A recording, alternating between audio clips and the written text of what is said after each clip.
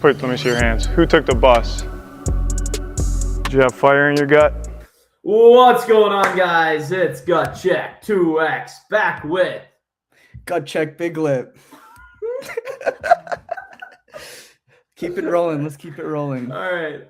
We are back with our NFL predictions for the 2026 upcoming draft.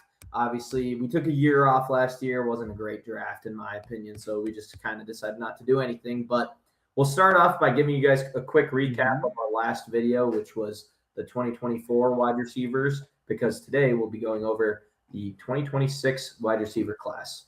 Neil, take it away. Let's go. I would like to say I absolutely nailed the 2024 class. Thanksgiving that year, I said Malik Neighbors is going to be the wide receiver one of the class. Even with that old Maserati Marv, everyone was touting as a number one receiver. Malik Neighbors, easy wide receiver one. No one can stop him. This actually putting Marv at 2 might have been a mistake on my part, but I was right. Separation concerns. My comp with D-Hop and Scary Terry were kind of pretty good too. So, yeah. My dog, A.D. Mitchell. This was a let's skip this one. I think we both missed on this one. Yeah, he still has time on the Jets, with Geno thrown to him this year. So Rome Odunze, kind of, number 4. I would consider this a miss on your part. Obviously, it's proving he should have been higher on the list. He probably he was number 2 or number 3 on a lot of people's list that year. So yeah. And who was my 5? So far, all you've gotten really right was Neighbors, but continue. Yep. And let's still don't know who this guy is. I love this guy, but yeah. What team is he even on? The Patriots? I don't think he's in the league right now. Oh, okay. But he was a joystick. Yeah, in college. Anyways, I guess for my guy, and these were your honorable mentions. Yeah, number Brian 6. Thompson, pretty good. Bad. Pierce all solid. He got shot in the chest, so it can't really help. Yeah, help that one. I also love how you misspelled his name when his name is in the picture, but no. And then Jalen Polk is a nobody. Yeah, he's in the depth charts right now. So yeah, I guess for me, obviously, I got big old Maserati Marv wrong. As you like to say, I looked at the helmet that he used in college more than his actual body of work.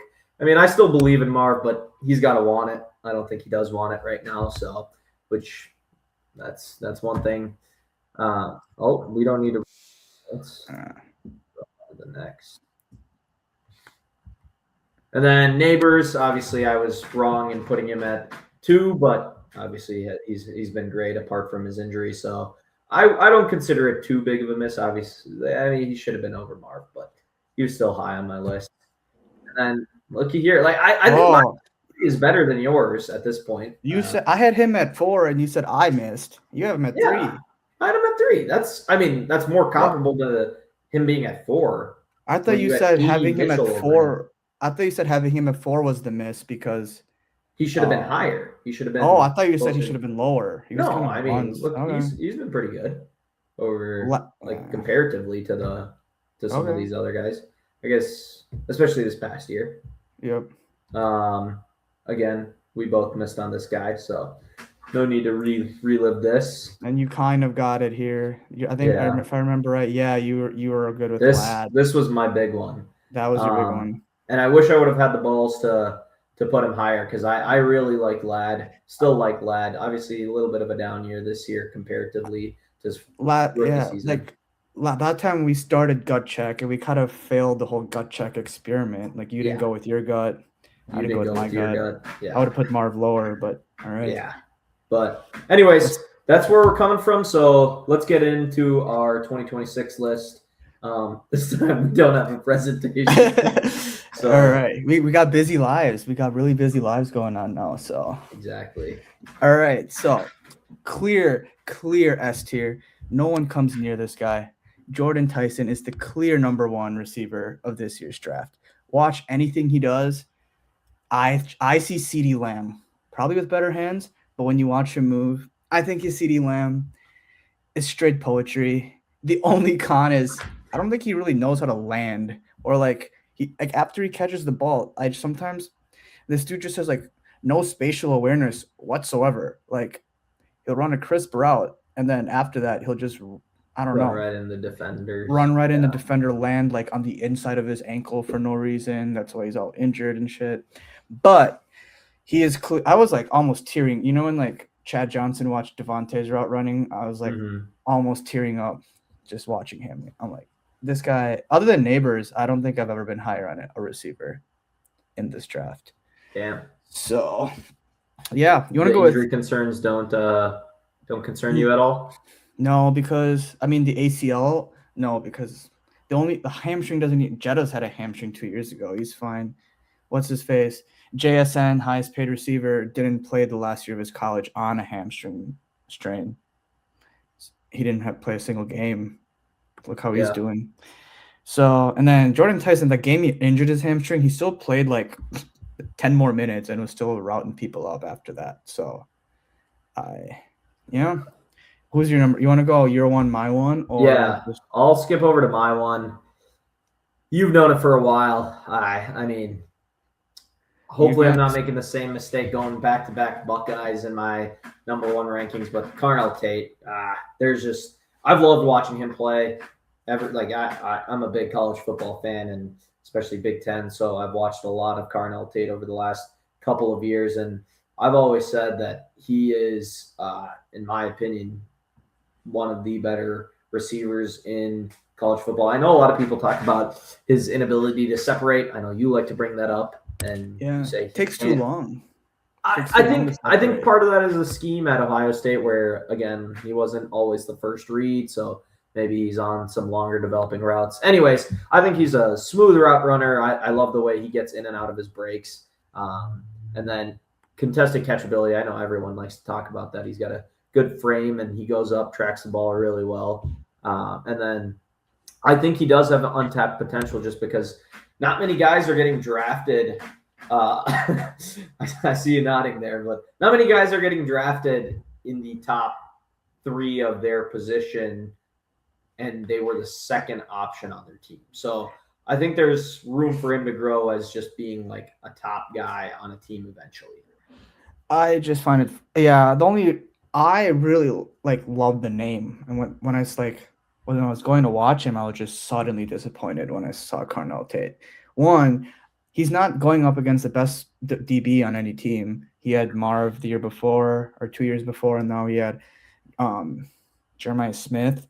Like he's not getting a safety over the top or like the best cornerback, and he's still like not that dominant. So that's why I just could not put him as my number one. I think he just has. I think he's got the tools to be a better separator, which excites me more. In Marv's case, I didn't think he had the ability to break in and out of routes as much as Carnell does. I think Carnell does. He just doesn't do it enough. Maybe, yeah. I think he might be, if he's a wide receiver 2 on a team, he'll be fine. But I can't see him like going on a team without like being the best receiver. I don't think he'll succeed. Just wait. All right. You sound like all those GMs out there that don't know anything. Okay. He's the man. All right, number 2, I guess. Yeah, Carnell Tate is number 3 for me.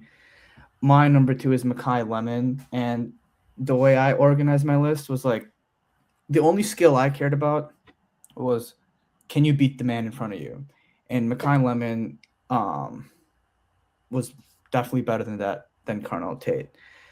I didn't have him at 2 before. I had him at 3, but I've seen him against 2-time has a better vocabulary here. I forgot the guy's name, but he was going up against the best DB on Leonard Moore. I think he won like 4 out of 8 press man reps against Leonard Moore. So that was enough Makai Lemon for me to know. And like he doesn't really have any great like athletic traits, I'm a big separator guy, but his hands are so good that like even just like the little like even like a little bit of separation for him is a lot because he's just so good at catching the ball no matter like how much traffic it's in. So I think he could. I think he'll be good anywhere, to be honest. So Yeah, I actually completely agree with that. He's also my number two. You said the same. I mean, the hands he's got some of the better hands that I've seen in a while. I'm a big Iowa fan for those who remember, and he pieced us up for 153 yards and a touchdown. And I think when we were talking earlier, you were even saying he took over the game, which is very true. We were a top 15 defense and had just no answer for him. But I think apart from his hands, the thing that I think is his best asset is his awareness. I think he just has there's some guys that just know where to be, like how to find that little pocket. This is why I was telling you before that I think he's kind of got a little Amon-Ra. I think Amon-Ra is a bit more shifty than Mekhi Lemon, and Mekhi Lemon is a bit like of a thicker Amon-Ra version. Maybe not going to be as fast, maybe not going to make as many guys miss. But I think he's going to be very good at finding those pockets in the defense to settle down and just make plays.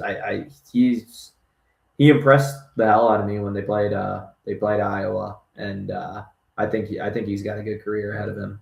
Yeah, I mean, I think all of our players, maybe not your 5, but 4 of my 5 guys all were able to take over games in college, except Carnell Tate. He never single-handedly took over a game. But you still have him at 3. I know, just because I'm scouting the helmet a little bit. He didn't need to take over a game. That's what you got to understand. College is a lot about what is needed. When you have Jeremiah Smith across from you, why the hell would you need to take over? Okay, side tangent. Do you think Ohio State receivers have been slightly overrated in the past 5 to 7 years?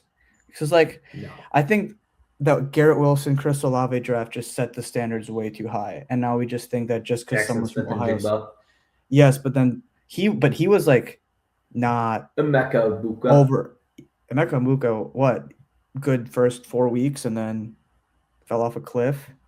I mean, I'm just saying. I don't know. I think they're slightly overrated. I feel like I don't know. I don't know. It's hard to argue with the just in general the production they've generally had. Michael Thomas. Then you get Chris Olave. You get the Garrett Wilson, and Garrett Wilson was probably going to be even better if he freaking wasn't on the Jets. True. Yeah. And same with Olave.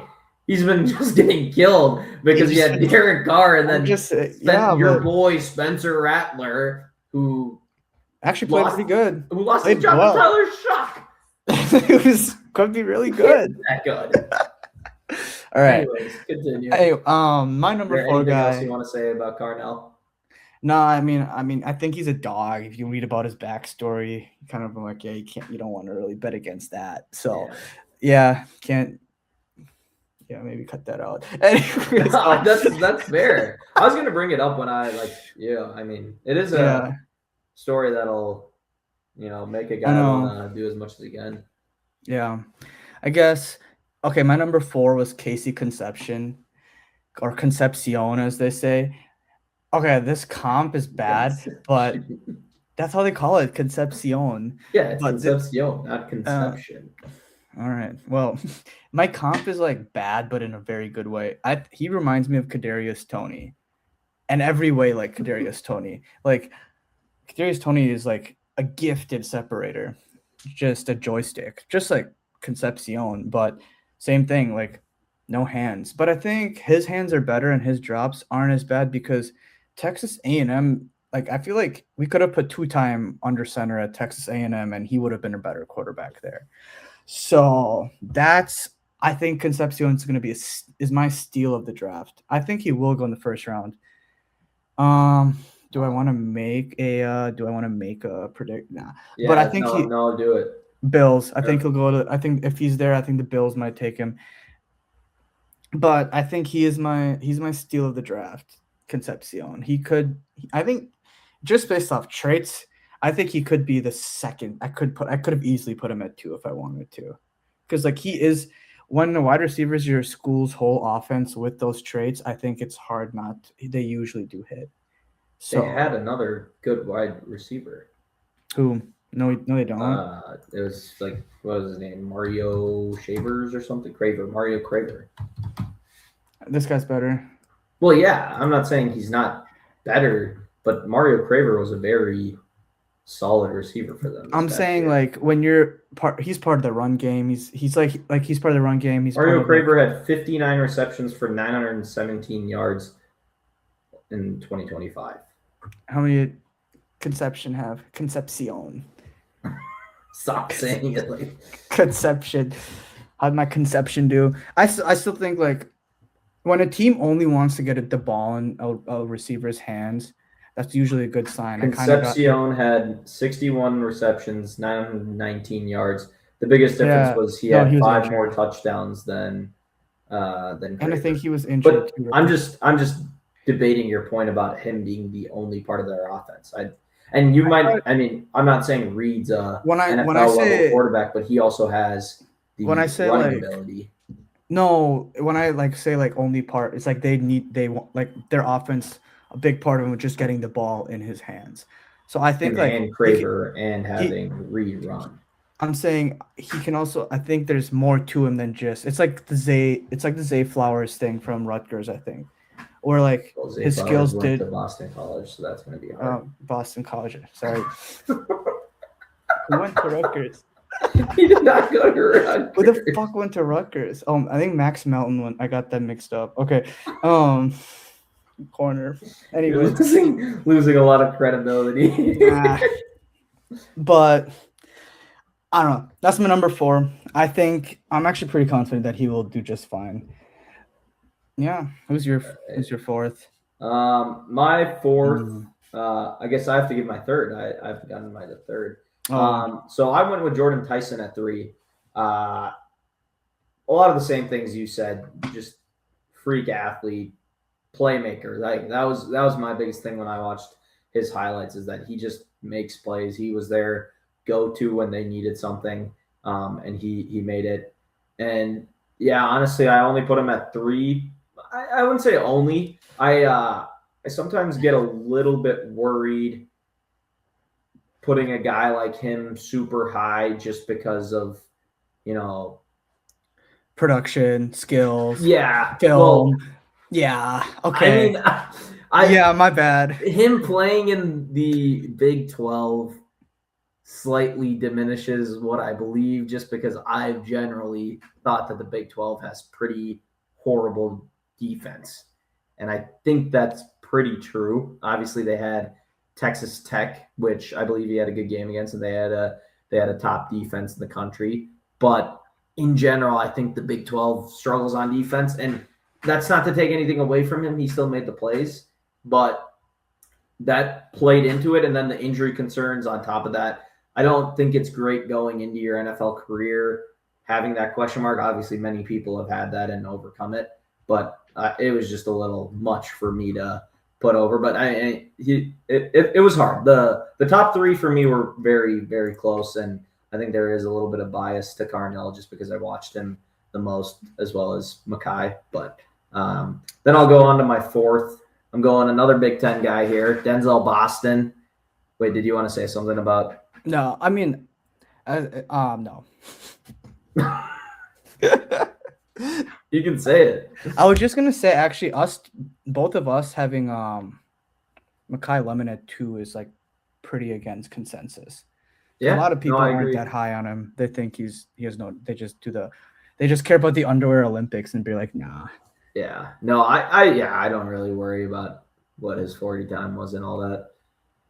But going on to my 4th, I got Denzel Boston. He did drop off a little on some boards, I think, especially in this past year. I think he would have been higher if he'd kept his momentum going. But again, when I watch him, I just see big frame. Obviously, he can make those contested catches, very similar to Carnell Tate in that nature. Again, I think he's smooth. He's a good route runner. People are concerned about his speed, but again, when you're making those contested catches, I know it's harder in the league. I give you a little leeway on the speed, and again, I think he can figure out a way to separate because he's got that big frame and because he does run solid routes.